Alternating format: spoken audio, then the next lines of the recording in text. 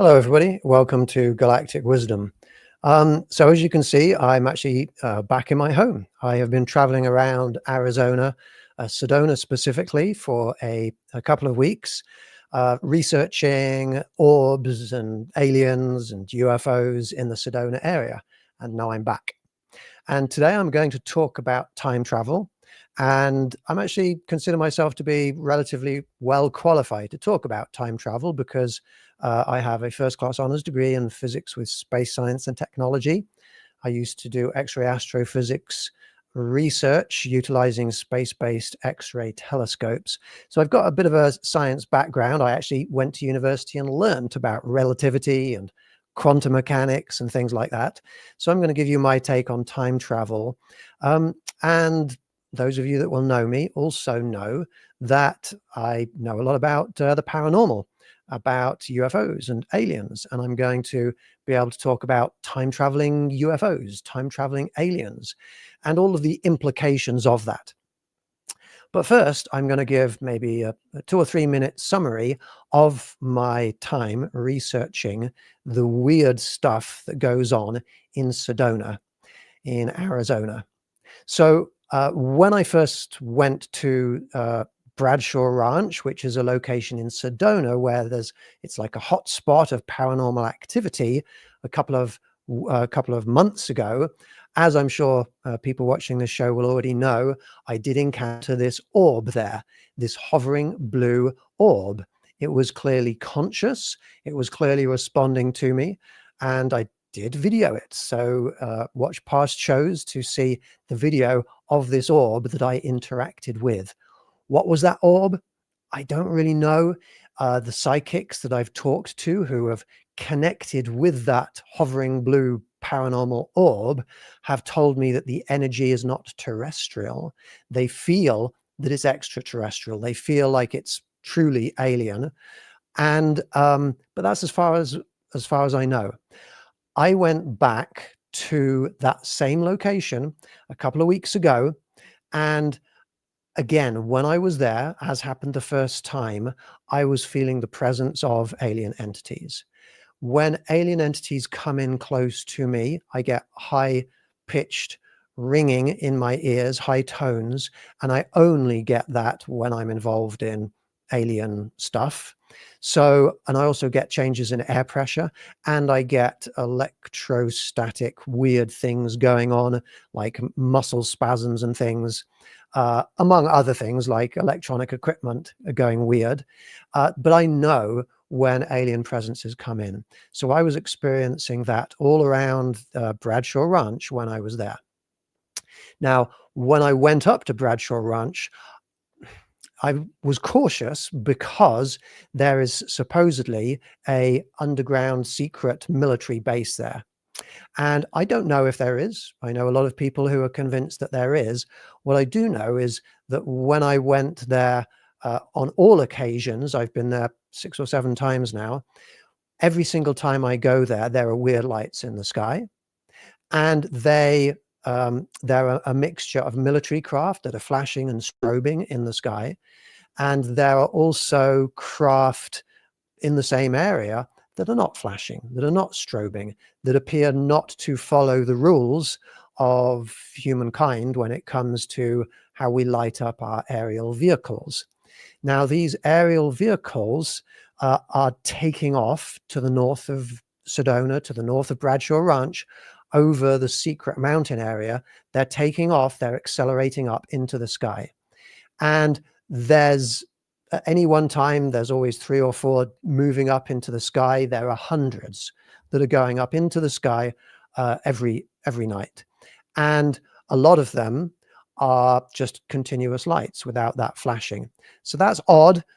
But what I can't say is that they're performing weird maneuvers, like unearthly maneuvers. They're not zigzagging around as far as I could tell. It's just a steady flight up into the sky. So I suspect that there's a lot of military activity there, maybe reverse engineered technology. When I got to Bradshaw Ranch a couple of weeks ago, the first night I was there, it was 10 o'clock. This is a very deserted, sort of foresty area. There's there's no developments there, very, very few homes or ranches. And I was hearing muffled gunfire. It wasn't just one or two shots like a hunter. This was like target practice. And it sounded like, and I'm not an expert on what things sound like when they're coming from underground bunkers, but it sounded like it was a lot of gunfire coming from underneath the ground beneath the area of Bradshaw Ranch. So I don't know. Maybe there's military stuff going on there. I don't know. But I decided on every occasion when I went to Bradshaw Ranch that I would sit down or kneel down as I was approaching and meditate and reach out psychically to the area and let it be known to any alien entities, to any spirits, to any cryptids that I was there and that I was approaching and that I was coming in peace and I was coming in friendship. And so I didn't encounter any major problems when I was there. Thankfully, it felt like they knew that I was coming because I told them. When I got to the ranch itself, I would sit down, I would kneel down, and I would meditate, and I would reach out to any beings that were there. I would invite orbs to come in, Bigfoot, aliens, whatever is there, I would invite it to come in. And the first time I did that, this last time I went back there was an enormous clank on the big metal gate right in front of me, as though somebody just like smashed it with a metal hammer. And I opened my eyes suddenly and nobody was there. I actually haven't looked at the video of that yet.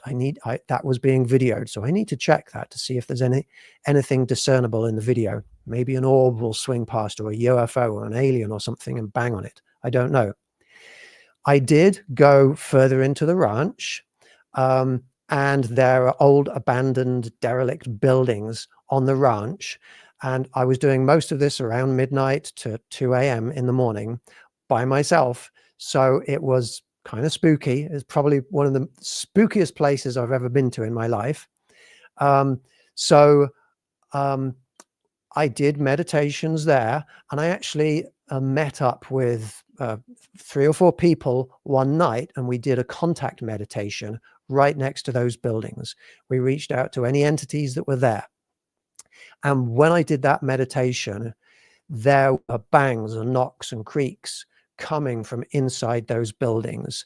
They weren't there before the meditation. They weren't there after the meditation. But during the meditation, when I was reaching out to different beings, there was a lot of banging going on inside those old abandoned buildings. What was causing the banging? You know, I don't think it would have been aliens. That's not really their style to go around banging. But I wouldn't be at all surprised if there were human spirits in those old abandoned derelict buildings responding to me. So there was a lot of banging, a lot of weird noises. There is a tall tower with a wind turbine spinning on it. It's actually for a water pump that is on the ranch. And I was there one night and there was absolutely no wind and it was not spinning at all. And I walked up to this tower with the wind turbine on top of it. And I just videoed it up and down. And then I walked away from it and I spun around when I heard this creaking sound coming from behind me, and the wind turbine was then spinning really, really, really fast, and the air was completely still. So that was very odd. Now, is it possible that there was wind up there, maybe 30 feet up into the air? Yeah, it's possible, but enough to cause that amount of wind, I suspect I would have felt something on the ground too. It would have had to be a very steep gradient of lots of wind to no wind in order for that to happen. And I've got that on video too, so I will share that with you sometime.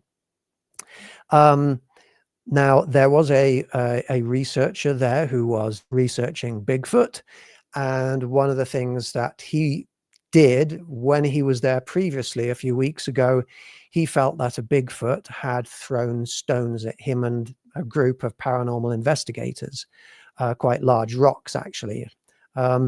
And so when I was there with him, he started throwing stones into the forest. Not something that I was participating in myself. I'm far more into going into the forest and trying to hug whatever is there. But when I was there and he was there, I did turn around suddenly when there was a thud a few yards from me on the ground, and a big rock hit the ground close to me.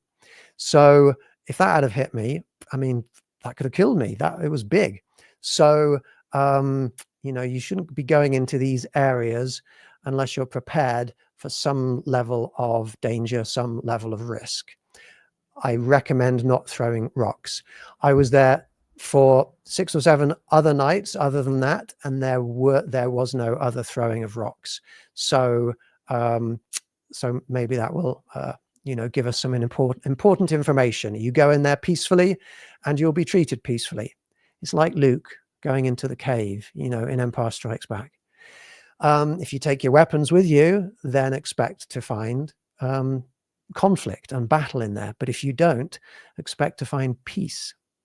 So I witnessed quite a lot of interesting things in the Bradshaw Ranch area, but I did not have another in-person encounter with the orb. But I am going to go back in maybe about 2, maybe 3 weeks. Next weekend, I am going to go to Las Vegas. And Las Vegas, I'm in the Las Vegas area. I'm going to host a couple of in-person events, and you can come along to them if you want to. In Las Vegas, I'm going to, on Friday, the 1st of August, go to the Desert National Wildlife Refuge. Now it'll be closed in the evening, but you can drive down sort of an entrance road. And if you want to, come and meet me at 7 o'clock at that entrance gate. There's a little place we can pull up our cars, and there'll probably be a small group of people there. And we're going to reach out to our tall white friends who live in that area and see if they can come to us.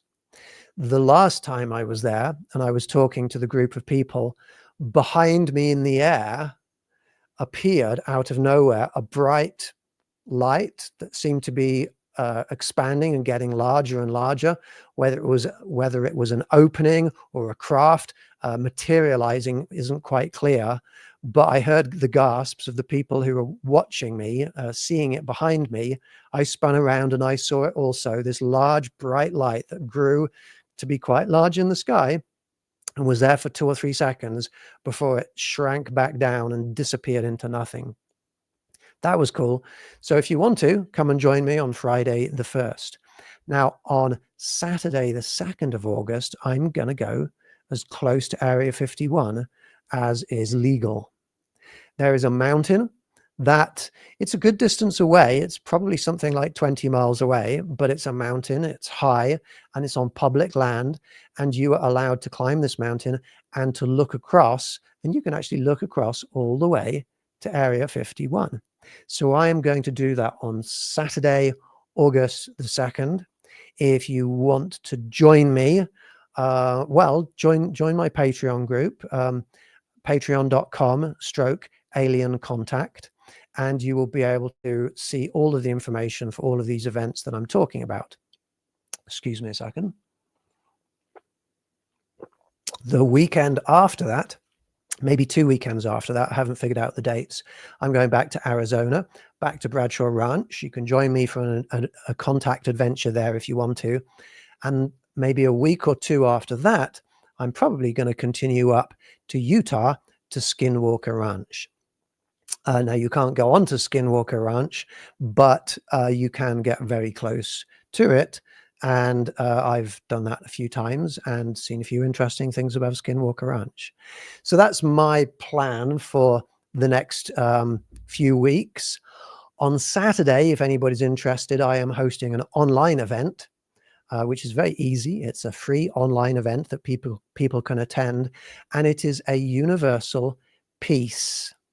I'm going to rephrase that. It's a world peace manifestation meditation. What this world could do with right now is for a bit of peace, a little less violence, a little less war, a little less attacking, a little bit more peace. And Basically, we're just going to meditate. We're going to tune into our unconditional love. We're going to tune into our desire for peace, and we're going to manifest using our psychic abilities. We're going to utilize manifestation in order to increase the peace in the world.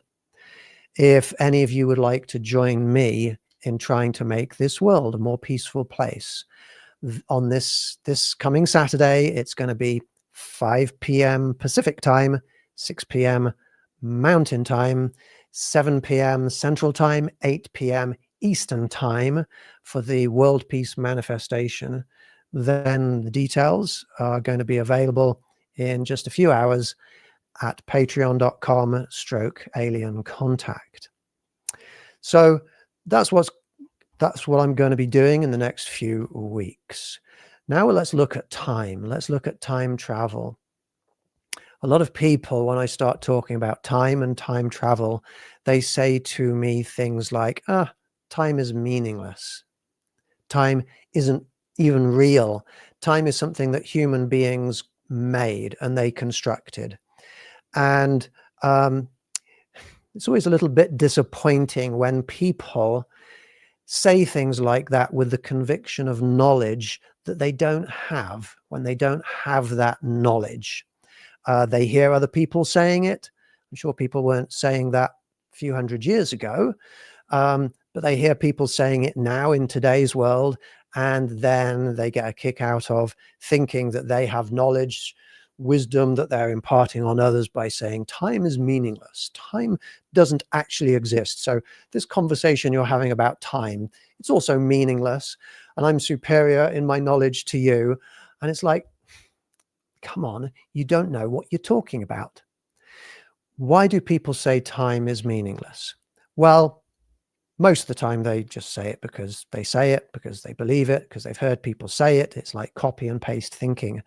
But sometimes people think that, well, if we can move through time, like if time travel is possible, or if time travel of information is possible, like in premonitions, if time travel of consciousness is possible, like in astral projection, or if physical time travel is possible, like aliens traveling around through time, if any of those time travel things are possible, then clearly time isn't a thing.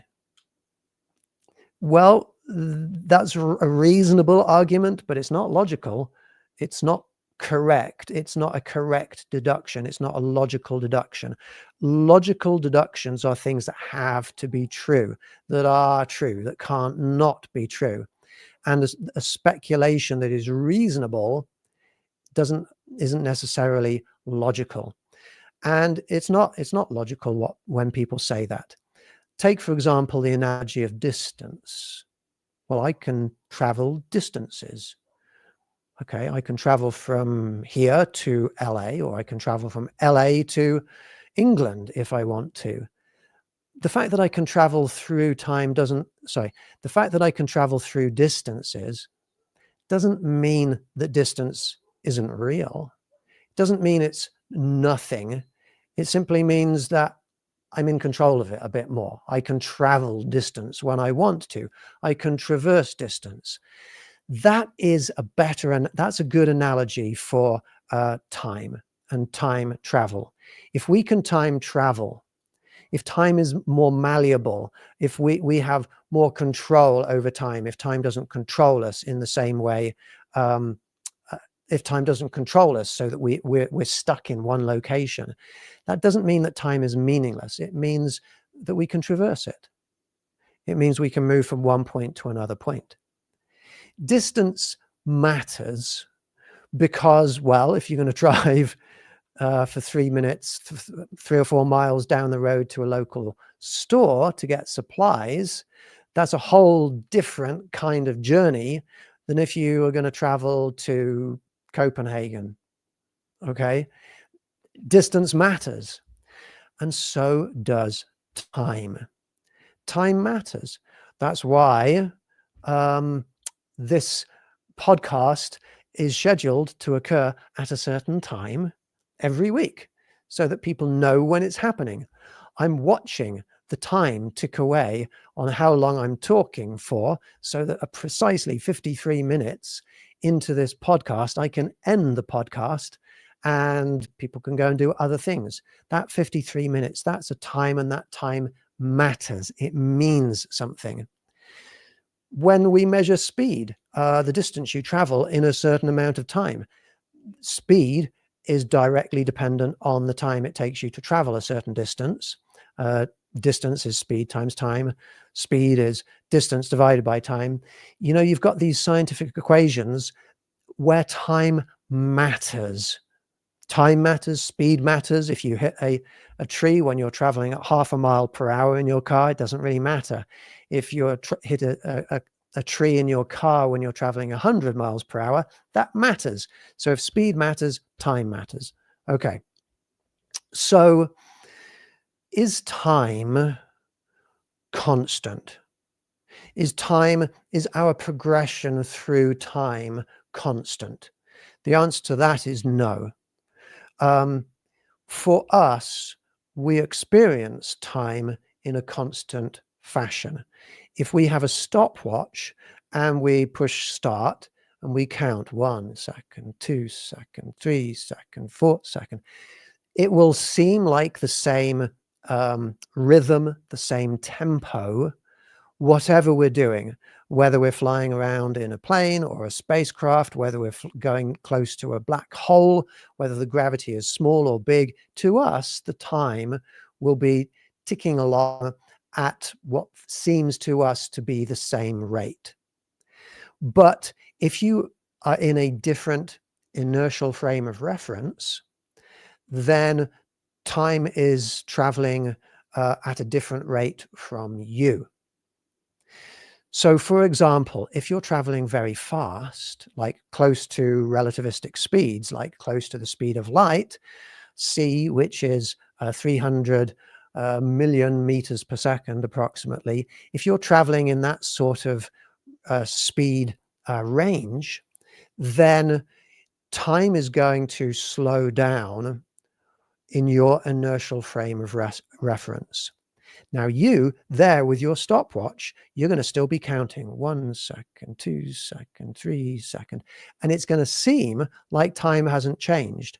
But if somebody outside who has watched your spacecraft take off from the ground and then fly around and come back, they are going to see you as, even though your spacecraft's going to be moving quite fast, they're going to see you slow down. And if you're talking, like if you're videoing yourself and sending that signal back to Earth, that signal is going to slow down 1 second, 2 seconds, and slower and slower and slower until you basically appear to stop when you get just about to the speed of light. That effect is what relativity is all about. Relativity. Time is relative to your inertial frame of reference. Now, if you're flying fast around in your spacecraft, when, let's say, you time 2 years of traveling around in your spacecraft close to the speed of light, and then you come back to the planet, well, during that 2 years of traveling around on Earth, where everybody was relatively still, they may well have aged 200 years, 2000 years, depending on how fast you were traveling. So time is dependent on your speed. Time is also dependent on the gravitational field that you're in. So we call the slowing down of time dilation, and you have that time dilation occur when you fly around really fast in a spacecraft. You also have time dilation occur if you go closer to a larger gravitational, if you go into a larger gravitational field. There's a great movie called Interstellar, which I recommend watching. And in the movie Interstellar, their spacecraft, they go down, they go into an area that has extremely high gravity because there's a black hole in the area. And they go down to a planet. And while they're down on the planet, having not a very nice time trying to get themselves killed, they're maybe down there, I don't know, 20 minutes or something. When they get back to the spacecraft, the guy that they left behind on the spacecraft, he's like 20, 30, 40 years older. And he's been waiting all this time for them in a lower gravitational field strength. Now, this gravitational time dilation and the relativistic speed time dilation, these are things that science has worked out, Einstein worked out in math with great precision. And since he worked that out, we have been able to do multiple real life tests to see if his mathematics works. And it does. When you take a stopwatch onto a spacecraft and fly it around the planet a few times at thousands of times faster than typical human beings travel, and you bring that stopwatch back to the planet Earth, then it has gone through less time than the stopwatches that were left behind on the Earth. Time is experienced less if you're a pilot that's flying around at great speeds all the time, or an astronaut that's whizzing around the Earth in orbit. You experience less time up there. And this has been confirmed scientifically. Practical experiments measured. Time is malleable. That is true. One weird and interesting fact is that, this Earth is about 4.5 billion years old, and we've got a lot of proof for that. 4.5 billion years old, and the planet was pretty much formed all at the same time. But the center of the planet Earth, being at the center of mass of the planet, has a higher gravitational field strength. The gravitational field is more the closer into the middle you get. There's a greater gravitational field strength in the middle than there is around the outside. That means that the middle, the core, the inner core of the planet, is actually about 2.5 years younger than the outer edge of the planet due to gravitational time dilation effects. A little bit of a bizarre fact there. If you were a tall person, your feet would be younger than your head. How about that? In fact, it doesn't matter.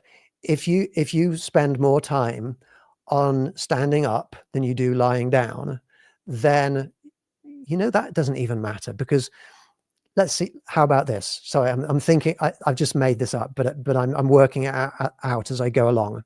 If you spend more time standing upright with your head above your feet than your feet above your head, which everybody does, then your feet are younger than your head. So unless you walk around on your hands all the time, your feet are actually younger than your head. Now, it might only be a very small fraction of a second, but it is true. That's weird. I hadn't thought about that before. Anyway, let's keep talking about time. A lot of people will say time is the fourth dimension.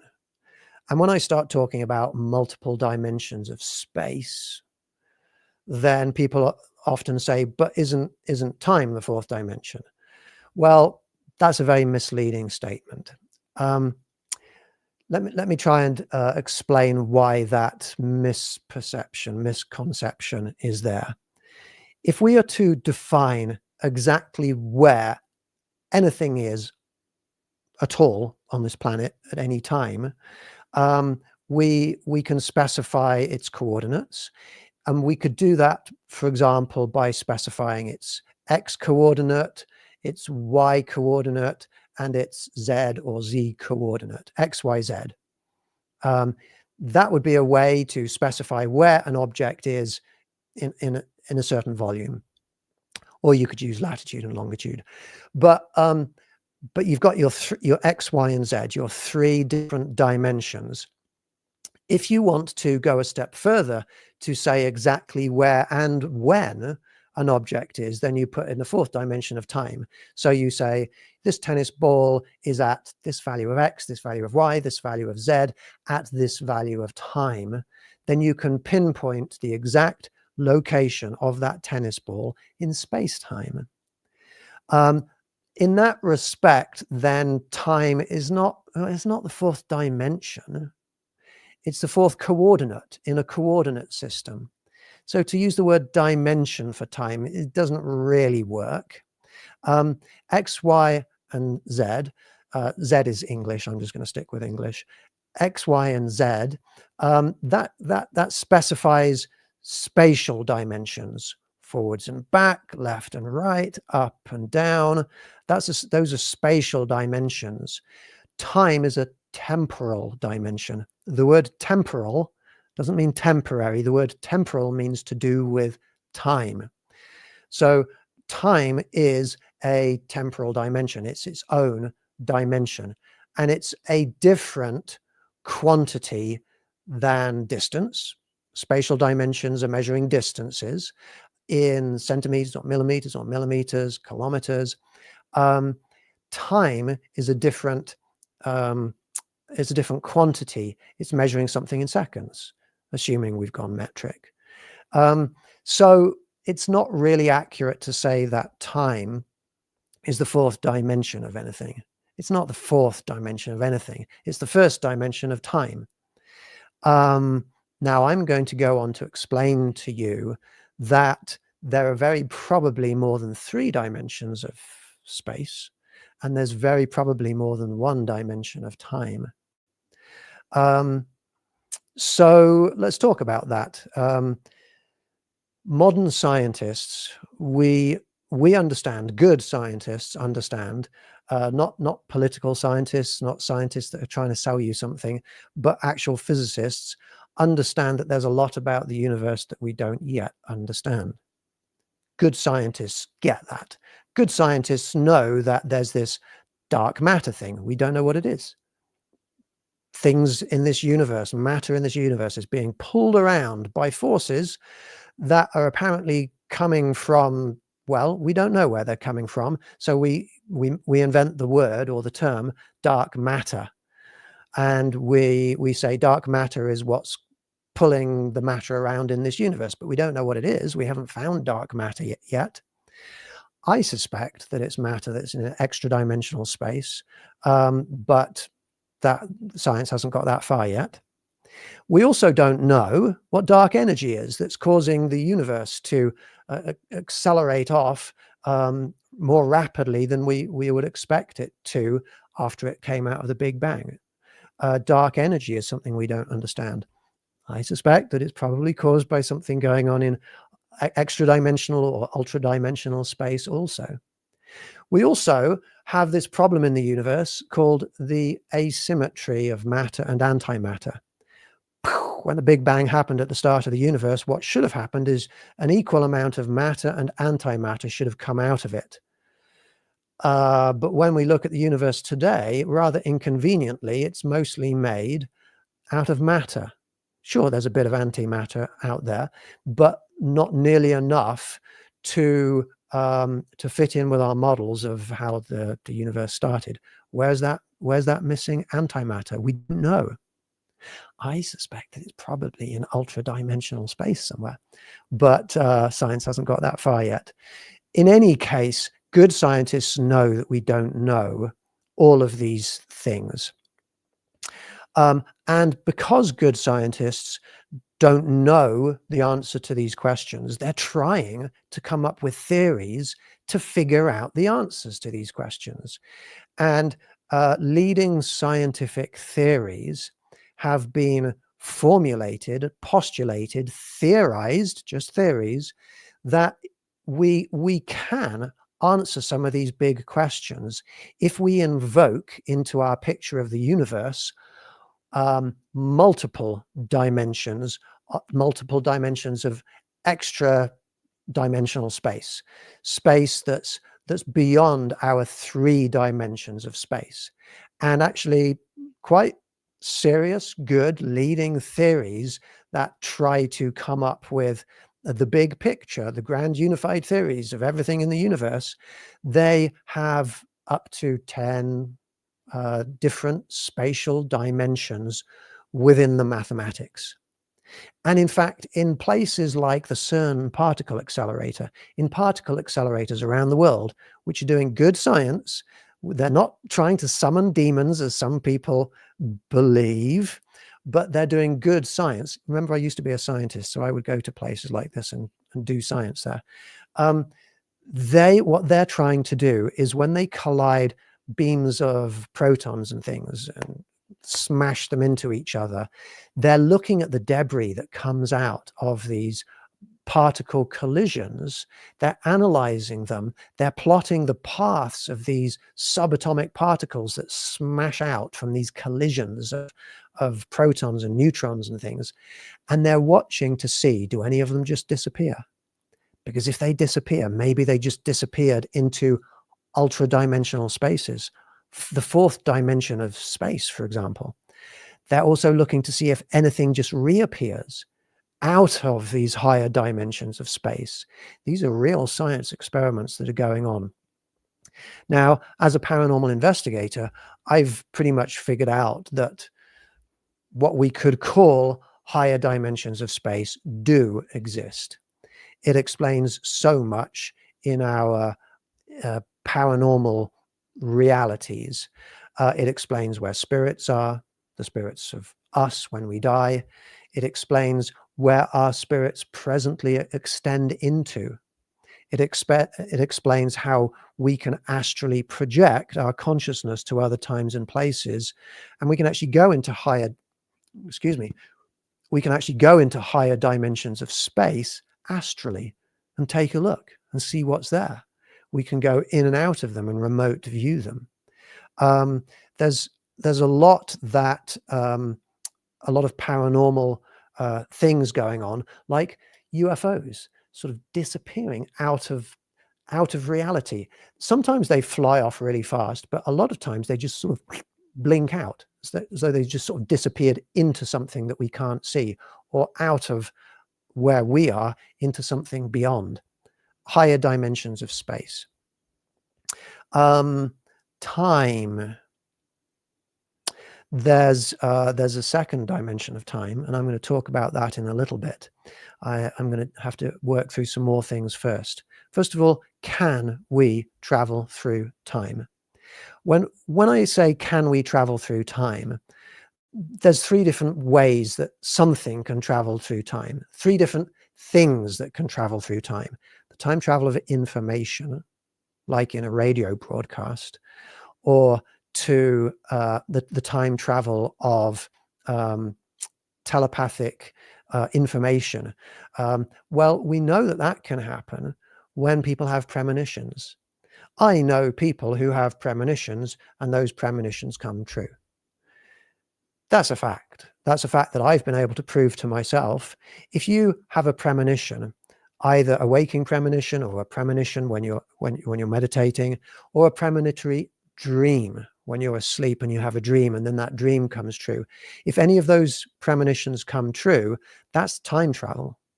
That's time travel of information. The second thing that can travel through time is consciousness. Can we travel through time? Well, yeah, I do it all the time. In a lot of my events that I lead, a lot of my meditations that I lead, I astrally project people through time to a certain location, a certain time, to see what's there. Like when a UFO crashed, like I don't know, when giant floods happened in the past, like the formation of the planet. I can time travel us into the future, and we can communicate with beings in the future. I have time traveled into the past so many times with many different people that I have been able to prove that it absolutely is 100% true.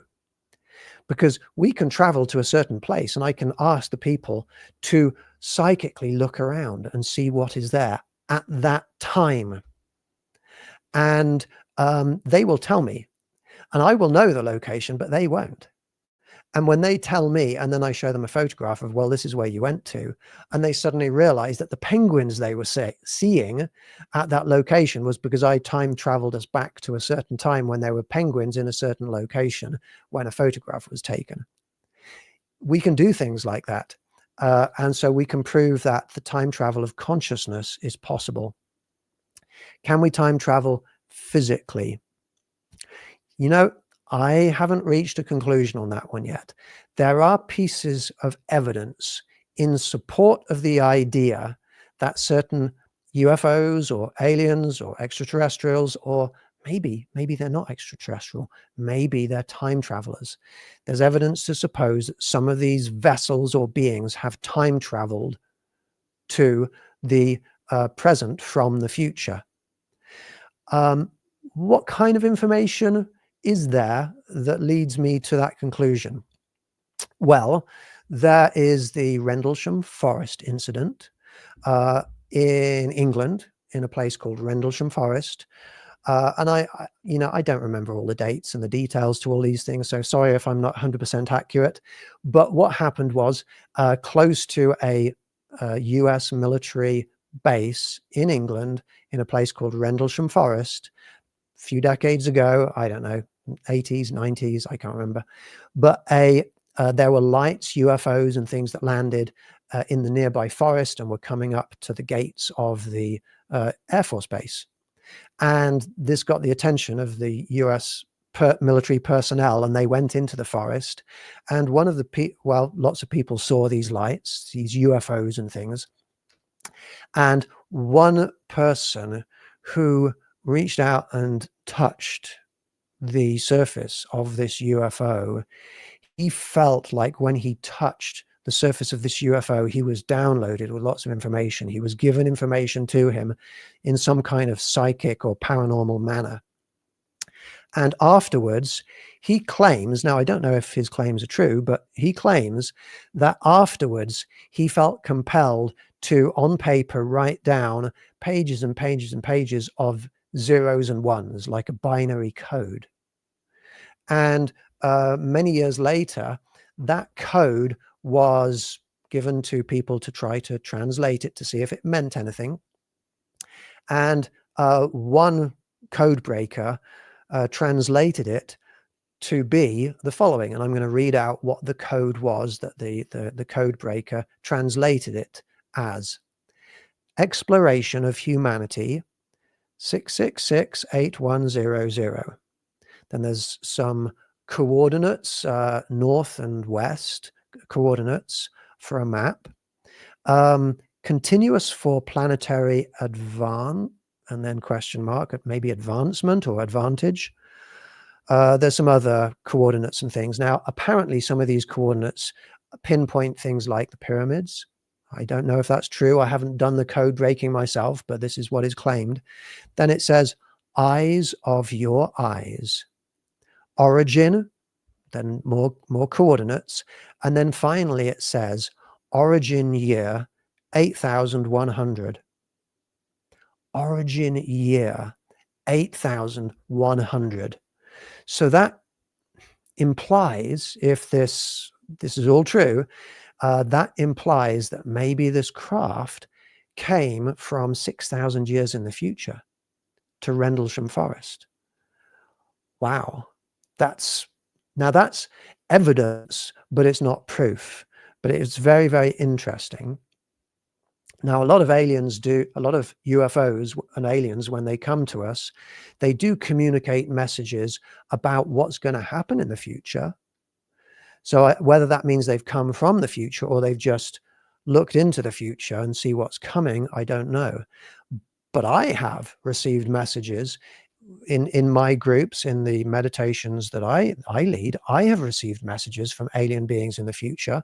We even know their names. We're friends with them. We have received messages about what's going to happen in the future because they care about what's going to happen in the future. And they also want us to change it. Now, these messages that people are getting from future aliens, this is actually common. It's been going on for decades. Another example of potentially evidence about time-traveling aliens is the Kingman crash. Oh my goodness, I didn't write down the date of it. I think it was 1953, but yeah, I think it was 1953. There are reports of a crash that happened outside Kingman, Arizona, and there was an alien. There were, I think, 3 aliens maybe on board. At least this is what the story. This is how the story goes. And one of those aliens was taken into the Area 51 area under the ground and held captive for a long time. It was an old alien and probably had a very long life remaining. Who knows if it's still alive? But it is claimed by a guy called Dan Burish that he used to interact with the alien a lot.